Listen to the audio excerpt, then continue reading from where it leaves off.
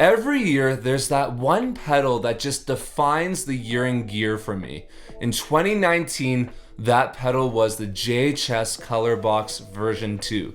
I first discovered the Colorbox when I was researching recording gear. JHS posted a video of Spencer Tweedy talking about how he uses the 500 series rack mount version of the Colorbox for recording drums. And I was super impressed. I thought it sounded great, and then I found out that they made a guitar pedal version of it. I immediately opened Reverb and just as quickly closed it. From what I remember, the pedal had been discontinued, so the prices on Reverb were quite high. But then a few months later, out of the blue, JHS announced the version 2 Colorbox. And from the moment it was announced, I knew I was going to own that pedal someday. But I didn't know that it would take until January of this year to actually own a Colorbox. But now that I own one, let's talk about it. So what is the Colorbox? Well, I think a better question to ask is, what isn't the Colorbox?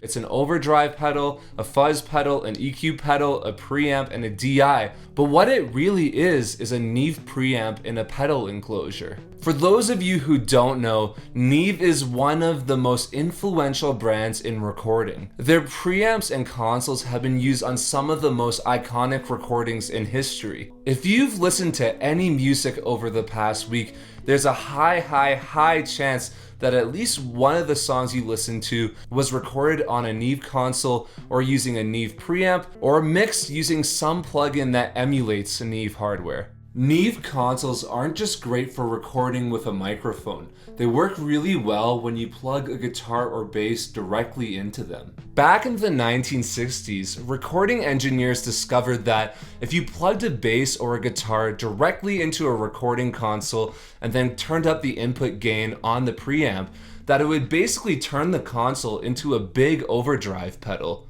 And that's how the guitar sounds for Revolution by the Beatles and Black Dog by Led Zeppelin came to be. So many artists since the 1960s have used this technique. Artists like Beck, Spoon, Sloan, and countless others. Josh Scott from JHS has said that this was the sound that he was hoping to emulate with the Colorbox, and he succeeded greatly.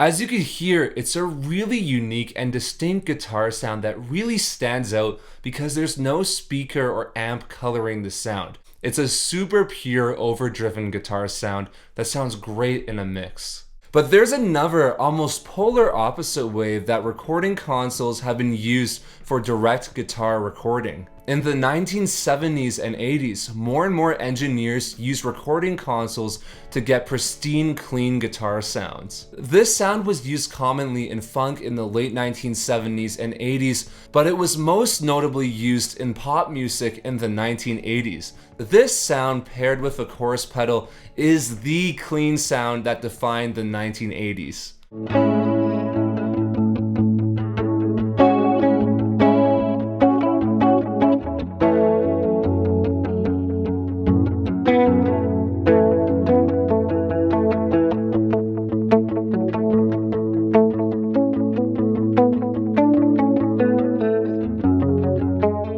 Though I do love the direct guitar sounds the Colorbox is capable of, it's not the reason why I wanted to buy the pedal. I wanted to buy this pedal to use as an overdrive slash EQ slash boost slash fuzz in front of my amp.